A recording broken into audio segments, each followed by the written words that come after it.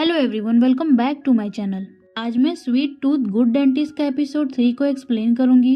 Episode के start में देखते हैं ये संत को सही तरीके से कैसे ब्रश किया जाता है उस बारे में बता रहा होता है। तो ये सुनकर संत कहता है कि वो अपने दांतों का ट्रीटमेंट कराने आया है, ना कि कैसे ब्रश करते हैं उसका लेसन लेने आया है। तो जे कहता है कि तुम्हें कैविटी हुई है, वो भी इसलिए क्योंकि तुम्हारी लाइफ स्टाइल सही नहीं है और अगर तुम उसे सुधारोगे नहीं तो तुम्हें वापस आना पड़ेगा यहाँ पे। फिर वो उसको टीज करने लगता है और कहता है कि क्या तुम मुझे बार बार देखना चाहते हो। सेंथ कहता है कि अगर तुम ये सब नॉनसेंस बातें करोगे तो मैं यहाँ से चला जाऊंगा।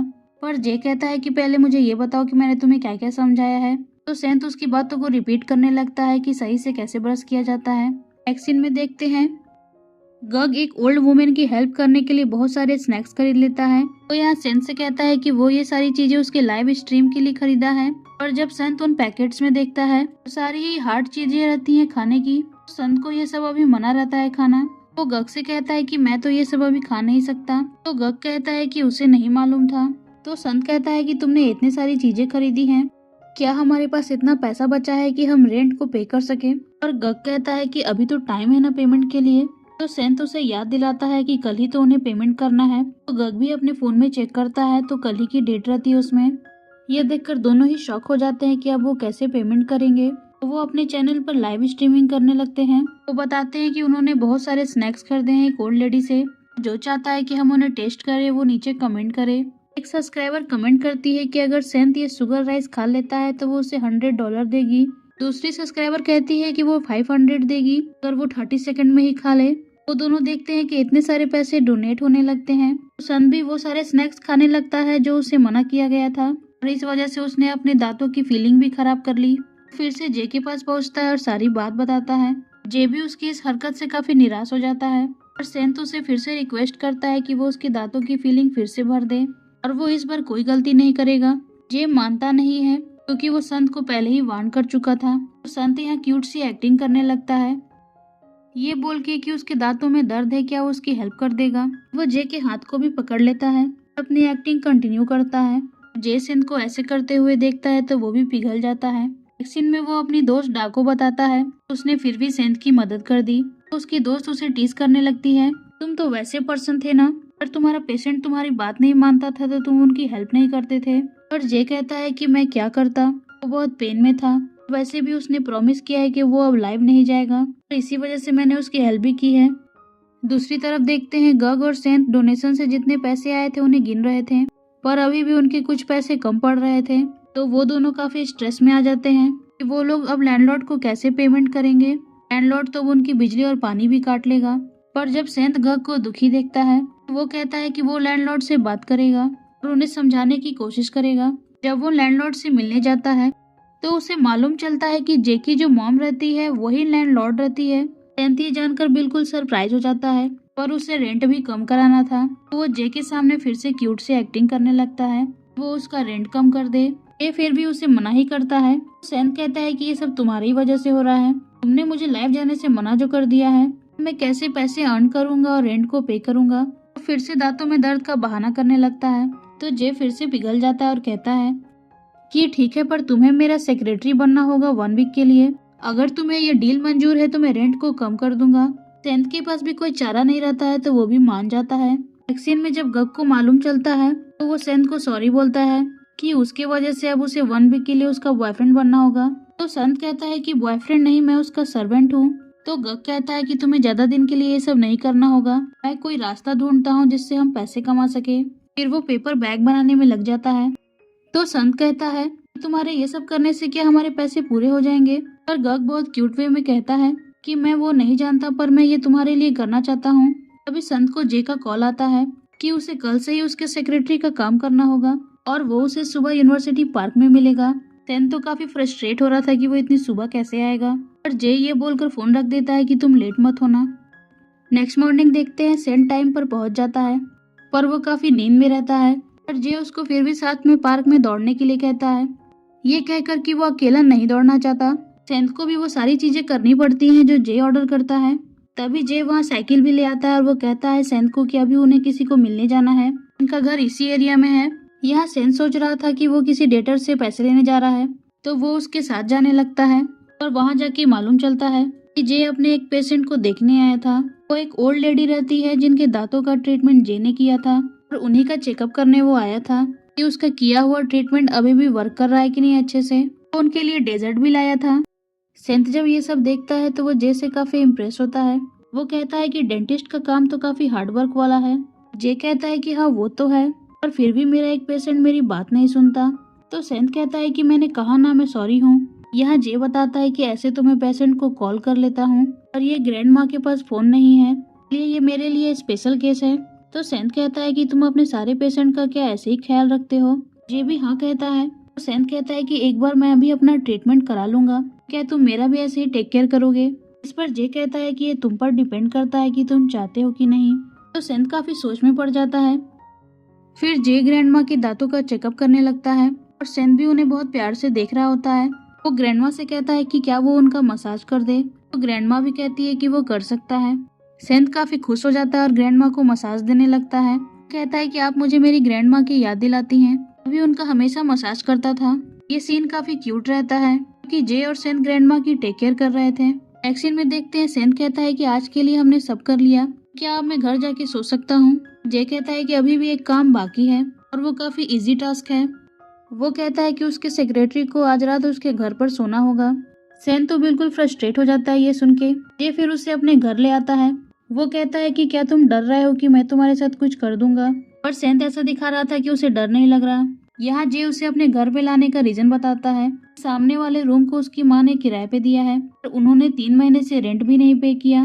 जब भी जे पेमेंट लेने जाता है तो वो लोग यहाँ नहीं रहते। इस पे सेंथ कहता है अगर उन्हें पता है कि तुम पैसे लेने आ रहे हो तो वो कभी यहाँ नहीं रहेंगे। तो इस पर जे कहता है कि उसके जासूस ने उसे बताया है कि आज रात वो कुछ सामान लेने आ रहे हैं यहाँ पे, इसलिए हम लोग सामने वाले रूम में छुपे रहेंगे। जैसे ही वो लोग आएंगे हम उन्हें पकड़ लेंगे। तो सेंथ पूछता है कि ये सामने वाला रूम भी तो तुम्हारी मॉम का ही है ना? जे बताता है कि ये पूरी बिल्डिंग ही उसकी मॉम की है। सुनकर सेंथ को और झटका लगता है। जब वो जे का अंदर से घर देखता है तो बस देखता ही रह जाता है क्योंकि उसका घर काफी ब्यूटीफुल रहता है। जे भी कहता है कि तुम्हें जो खाना है तुम फ्रिज से ले सकते हो। तो सेंथ अपने लिए आइसक्रीम लेता है, पर जब वो आइसक्रीम खाता है तो उसके दांतों में सेंसिटिविटी महसूस होती है। तो जे कहता है कि अगर तुम अपने दांतों का ख्याल ठीक से रखते तो ये सब नहीं होता। वो यहाँ खुद खा के दिखाता है तो उसे कुछ प्रॉब्लम नहीं होता। तो वो फिर से सेंथ को दांतों को कैसे क्लीन किया जाता है उसकी लेक्चर देने लगता है। और सेंथ ये चीज बहुत बार सुन चुका था। वो उसके सामने हाथ जोड़कर कहता है मुझे एग्जाम थोड़ी देना है जो तुम मुझे हमेशा याद कराते हो, मैं तो बस इसका सोल्यूशन चाहता हूँ तुमसे। तो जे फिर उसे बाथरूम में ले आता है और कहता है मुझे बताओ कि तुम ब्रश कैसे करते हो। फिर सेंथ उसे ब्रश करके दिखाता है और वो बिल्कुल गलत तरीके से ब्रश कर रहा था। तो जे उसे रोकता है और कहता है कि ऐसे नहीं किया जाता, और वो सेंथ का ब्रश करने लगता है उसे सिखाने के लिए। कहता है कि हमें हमेशा जेंटली ब्रश करना चाहिए, ज्यादा तेजी से करेंगे तो हम अपने गम को नुकसान पहुंचाएंगे।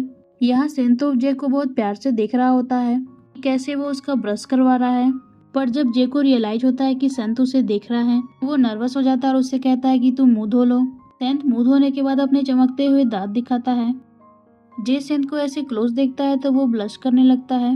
नेक्स्ट सीन में वो लोग लिविंग रूम में बैठे रहते हैं। यहाँ जे सेंथ से बातों ही बातों में ये पूछ लेता है कि उनके फर्स्ट डेट पे जब वो उससे पूछा था कि क्या वो उसका बॉयफ्रेंड बनेगा तो सेंथ ने उसे क्या रिप्लाई किया था। और यहाँ सेंथ कहता है कि उसे याद नहीं। तो जे कहता है कि सीरियसली तुम ये मत बोलो कि तुम अभी मेरे सेक्रेटरी हो। तो सेंथ तुरंत कहता है कि मैंने तुम्हें कहा था डेटिंग करने से पहले हमें एक दूसरे को जानना पड़ेगा, हम तो आज ही के दिन मिले हैं। किसी तरह उसे मना करना चाहता था, पर जे उसे कहता है अब से हम लोग हैंग आउट करेंगे ताकि हमें एक दूसरे के बारे में मालूम चले। अभी पास्ट के सीन दिखाते हैं जहाँ जे बोलता है कि वो अपने कपड़े बदल ले तो उसके बाद वो लोग घूमने चलेंगे। नेक्स्ट सीन में वो सेंथ से कहता है कि मैंने ये T shirt buy 1 get 1 free से लिया है, तो एक तुम रख लो। सेंथ थैंक यू बोलकर वो टी शर्ट रख लेता है। तो जे कहता है कि कभी तुम्हारा मन करे तो हम दोनों मैचिंग आउटफिट पहनेंगे। सेंथ कहता है कि पूरे दिन तो हम लोग साथ में घूम रहे हैं तो क्या तुम थक नहीं जाते। तो जे कहता है कि ये लास्ट स्पॉट है जहाँ मैं तुम्हें ले जा रहा हूँ, तुम्हें जो खाने के लिए ऑर्डर करना है तुम कर सकते हो। तो इस पर सेंथ कहता है क्या तुम्हें लग रहा है कि तुम मेरे लिए ऐसे खाना खरीदोगे, मैं तुम्हारे प्यार में पड़ जाऊंगा। नेक्स्ट मोमेंट ही हम देखते हैं वो जे के साथ बियर एंजॉय करने लगता है। वो काफी ड्रंक हो चुका था। तो जे कहता है कि तुम तो ड्रिंक करने में काफी अच्छे हो, तुम हमेशा ऐसी जगह पर आते हो। सेंथ कहता है कि मैं तो अपने घर के पास में ही बियर पीता हूँ, वही मेरे लिए फैंसी हो जाती है। तो जे कहता है कि चलो हम लोग भी डांस करते हैं। सेंथ कहता है कि मुझे डांस नहीं आता। जे कहता है कि चलो ना, मुझे भी तो नहीं आता। दोनों जाकर फनी तरीके से डांस करने लगते हैं। सेंध काफी ड्रंक हो चुका था और डीजे से बार बार कहता है कि वो गाना चेंज करे। जे उसका मुंह बंद करने लगता है। प्रेजेंट सीन में भी हम देखते हैं जे सेंध से कह रहा होता है वो डीजे से इतना आर्ग्यू कर रहा था कि वो उसका फेवरेट गाना लगाए, तो इसी वजह से जे को उसे कैरियोके ले जाना पड़ता है। सेंध को जब मालूम चलता है कि वो ऐसी ऐसी हरकतें किया है तो वो कहता है कि उसे तो कुछ याद नहीं, उसे बस इतना ही पता है कि वो फिर मॉर्निंग में ही उठा था। जे कहता है ये तो एक्सपेक्टेड था क्योंकि तुमने ड्रिंक भी तो बहुत कर लिया था।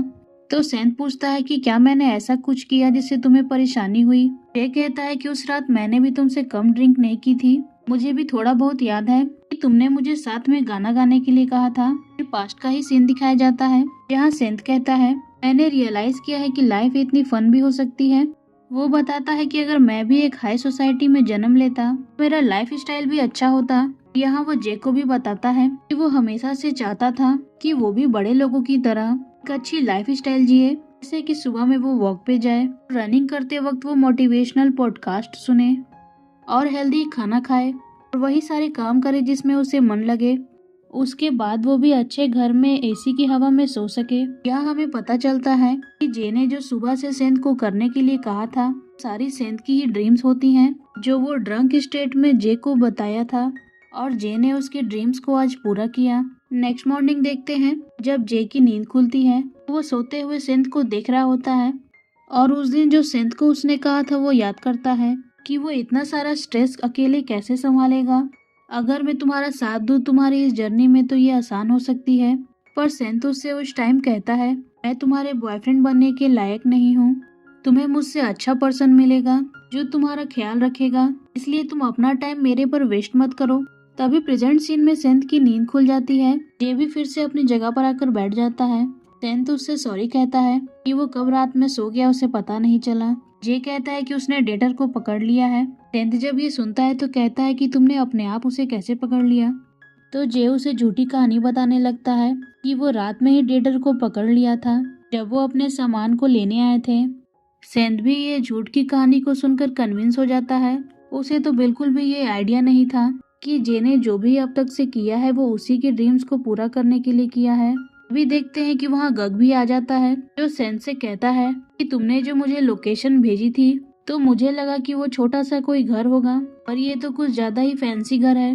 सेंध भी उसे देखकर यहाँ शॉक हो जाता है पर गग यहाँ अपनी फ्रेंड की फ्रीडम वापस लेने आया था। वो जे को रेंट के बचे हुए पैसे पे करता है। सेंध भी कहता है कि तुम ये पैसे कहाँ से लाए हो। तो गग बताता है कि वो रात भर पेपर बैग को बनाया और उसे बेचने के बाद ये पैसे मिले। सेंध तो काफी सरप्राइज होता है कि उसका दोस्त उसके लिए कितना कुछ करता है, पर वो जे को भी देख रहा था क्योंकि पहले तो उसने सोचा था कि जे पता नहीं उससे क्या करवाएगा। जब वो जे के घर आया तो ऐसा कुछ भी नहीं हुआ जो उसने सोचा था। गग कहता है कि तुम्हें अब ये सब करने की जरूरत नहीं है, अब तुम आजाद हो इसलिए यहाँ से चलो। जे भी उनकी बात सुनता है तो काफी कंफ्यूज रहता है। नेक्स्ट सीन में देखते हैं गग सेंध के लिए उसके फेवरेट डेजर्ट ऑर्डर करता है। सेंध यहाँ आइसक्रीम खाने वाला था तो गग उससे कहता है क्या ये खाने से तुम्हारे दांतों में दर्द नहीं होगा। पर जब सेंध ठंडी आइसक्रीम खाता है तो उसे बिल्कुल भी दर्द नहीं होता। कहता है कि ये तो काफी डिलीशियस है। तो गग काफी हैरानी से उसे देखता है और कहता है ऐसा तुमने क्या किया कि तुम्हें दर्द नहीं हुआ। तो हमें पास्ट के सीन दिखाए जाते हैं जहाँ जे सेंध की प्रॉपर तरीके से ब्रश करवा रहा था। वो यहाँ स्माइल करते हुए गग से कहता है कि उसके डेंटिस्ट ने उसे अच्छी एडवाइस दी है। नेक्स्ट सीन में देखते हैं जे यहाँ सेंध को कॉल करता है उसे ये बताने के लिए कि कल सेंध का डेंटल अपॉइंटमेंट है, उसके टीथ ब्रशिंग का कल एग्जाम भी होने वाला है इसलिए कल वो लेट ना हो। सेंध भी कहता है कि वो तो ठीक है पर क्या तुम अपने सभी पेशेंट को ऐसे कॉल करके बताते हो। तो जे भी कहता है कि हाँ वो सभी पेशेंट के साथ ऐसा करता है। तो सेंध ये सुनकर काफी सैड हो जाता है और कहता है अगर कुछ और बोलने के लिए नहीं है तो मैं जा रहा हूँ सोने। तो जे उसे स्वीट ड्रीम्स कहता है। तो सेंध उससे कहता है कि ये भी क्या तुम सभी को कहते हो। तो इस पर जे कहता है कि नहीं वो कुछ ही लोगों को ये कहता है। ये सुनकर सेंध काफी खुश होता है। दोनों यहाँ फोन रखने के बाद ब्लश करने लगते हैं। नेक्स्ट सीन में देखते हैं कि सेंध का यहाँ ब्रशिंग टीथ का एग्जाम हो रहा था। अगर वो इस एग्जाम में पास हो जाता इसका मतलब ये होता कि जे अपने गाइडेंस में एक अच्छी ट्रीटमेंट कर रहा है और अपने पेशेंट को सही तरीके से ब्रश करने की नॉलेज दे रहा है। यहाँ पता चलता है कि सेंध इस टेस्ट में पास हो जाता है और जे को भी उसके एकेडमिक के नंबर मिल जाते हैं। नेक्स्ट सीन में जे सेंध से कहता है कि मुझे लगा मैंने तुम्हें जो भी सिखाया है तुम भूल जाओगे इस पर सेंध भी कैजुअली बोलता है कि अगर मैं भूल जाता और मेरे दांत फिर से खराब हो जाते तो मुझे बार बार तुमसे मिलने आना पड़ता। पर जे उसे थैंक यू बोलता है कि उसकी वजह से वो एग्जाम में पास हो गया। तो सेंध कहता है कि थैंक यू तो मुझे बोलना चाहिए, तुम मुझे आइसक्रीम की ट्रीट जो दे रहे हो। तो इस पर जे कहता है कि नहीं, मैं ये फ्री में नहीं दे रहा हूँ, तुम्हें इसके पैसे देने पड़ेंगे। सेंध कहता है कि मैं इतना तो डिजर्व करता ही हूँ, मैंने तुम्हें पास जो कराया है। तो जे कहता है कि मैंने तुम्हारा रिवार्ड पहले से ही प्रिपेयर करके रखा है, जहाँ वो उसे एक क्यूट सा टूथ ब्रश होल्डर देता है। वो कहता है कि जब तुम इसे यूज करोगे तो तुम्हें लगेगा कि मैं तुम्हें देख रहा हूँ। सेंध को भी वो गिफ्ट काफी अच्छा लगता है। तभी देखते हैं जे के फेस में कुछ खाना का पीस चिपक जाता है। तो सेंध उसे हटाने लगता है, तो उसे भी उस दिन की बातें याद आने लगती हैं जब वो बोला था कि वो जे के लायक नहीं है। तो उस टाइम जे उससे कहता है कि तुम मेरे पार्टनर बनने के लिए बिल्कुल परफेक्ट हो। तो ये बात सुनकर सेंध स्माइल करता है और वो क्लोज आकर जे को किस कर लेता है। प्रेजेंट में भी जब उसे ये सब याद आने लगता है तो वो जे को कहता है कि जब हम उस दिन कैरियोके साथ में गए थे तो क्या मैंने वहाँ कुछ क्रेजी किया था। जे को सब याद तो था ही, पर वो सेंध से झूठ कह देता है कि उसे भी कुछ याद नहीं, वो भी सुबह ही उठा था। वो सेंध से पूछता है कि तुम्हें कुछ याद आया क्या। तो सेंध स्माइल करने लगता है और कहता है कि ऐसा कुछ भी नहीं है। पर जे को तो सब याद था कि उस रात उन दोनों ने किस किया था। वो भी ये सब सोच के ब्लश करने लगता है। और इसी के साथ एपिसोड 3 यहीं कंप्लीट हो जाता है। तो फ्रेंड्स, आपको ये एपिसोड कैसा लगा मुझे कमेंट में बताइएगा और नेक्स्ट एपिसोड के लिए मेरे चैनल को सब्सक्राइब कर दें। Please like, comment, share and subscribe to my channel. Thank you for watching.